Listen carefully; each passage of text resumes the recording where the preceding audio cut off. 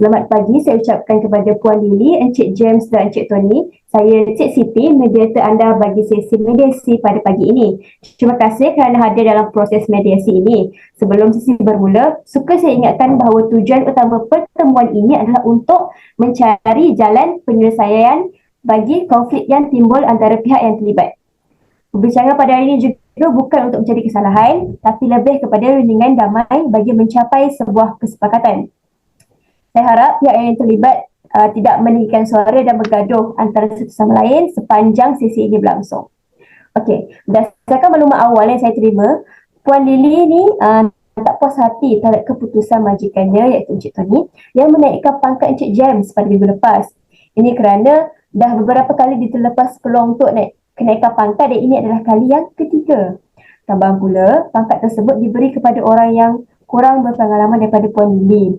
Jadi, kita mulakan sesi mediasi pada hari ini dengan mendengar kenyataan daripada Puan Lily. Silakan Puan. Selamat pagi, saya ucapkan kepada Cik Siti dan semua. Saya Puan Lily, selaku supervisor di syarikat ini.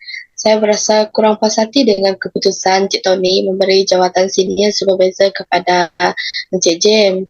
Bagi saya, keputusan untuk membatalkan kenaikan pangkat saya sangatlah tidak adil dan bias.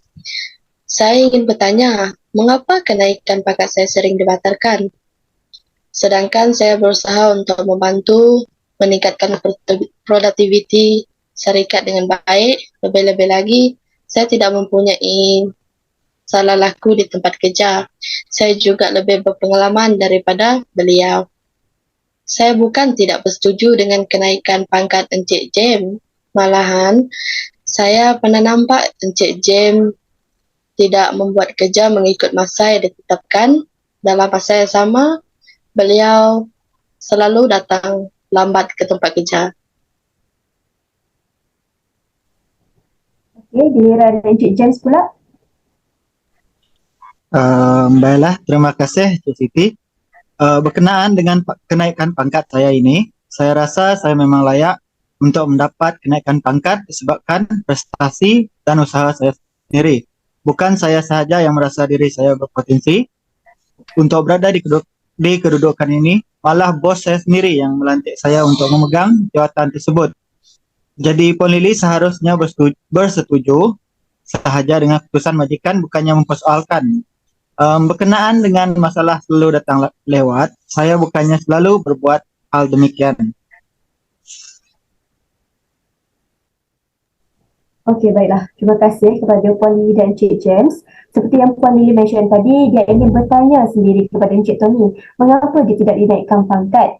Jadi, saya persilakan Encik Tony untuk memberi penjelasan kepada kedua-dua pihak. Terima kasih Cik Siti. Bagi saya, tiada salahnya jika saya menganugerahkan kenaikan pangkat ini kepada Encik James. Sebagai sebuah syarikat kontraktor adalah lebih baik jawatan senior supervisor ini diberikan kepada kaum lelaki. Saya percaya Encik James mampu untuk memikul tanggungjawab baru dan berat ini dengan sebaiknya.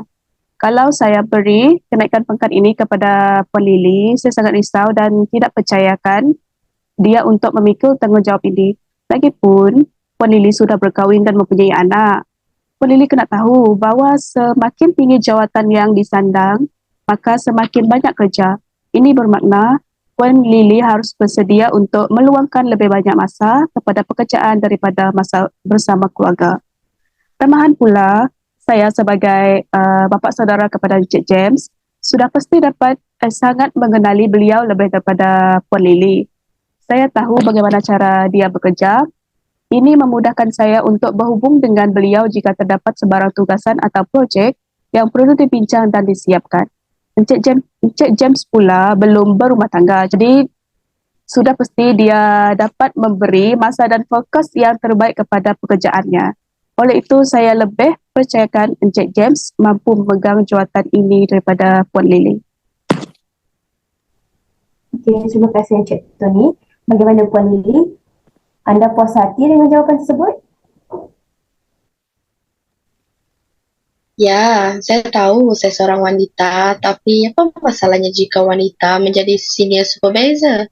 Selama saya bekerja di sini, saya tidak pernah mencampurkan masalah pribadi dengan masalah kerja. Jadi saya rasa isu saya dah berkahwin dan mempunyai anak itu tidak patut dijadikan sebab untuk kes ini. Saya rasa saya seperti tidak dihargai sebagai seorang pekerja yang perform dalam Ya, syarikat ini. Saya dapat rasakan Encik Tony bersikap bias terhadap saya dan ini sangat tidak adil. Adakah saya patut berhenti kerja daripada syarikat ini? oh bertenang Puan Lily. Pasti ada penyelesaian yang lebih baik daripada berhenti kerja. Baiklah, selepas saya dengar cerita daripada semua pihak, saya ingin mencadangkan sedikit cadangan daripada saya lah.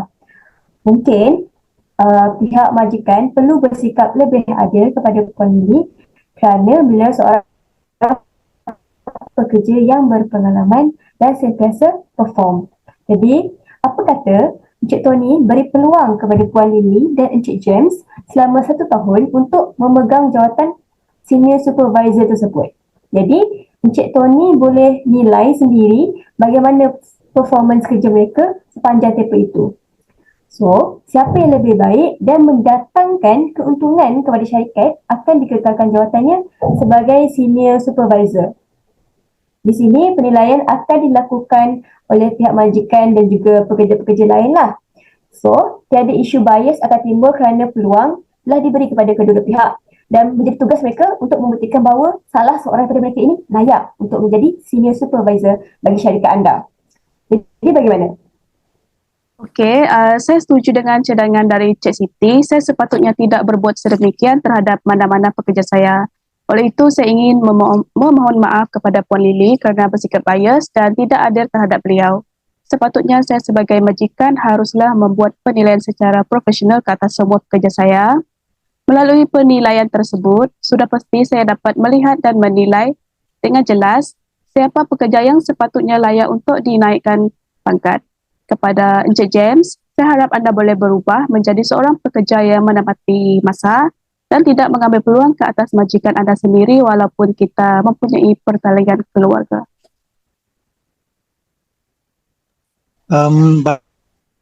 Baiklah, maafkan saya Encik Tony dan tugasan dalam masa yang diberikan. Saya berjanji lepas ini saya akan cuba untuk memperbaiki kesalahan saya agar imej syarikat dan hubungan harmoni dalam syarikat terjaga.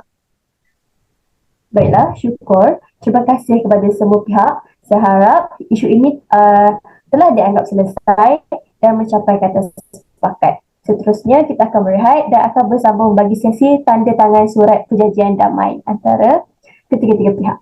Terima kasih.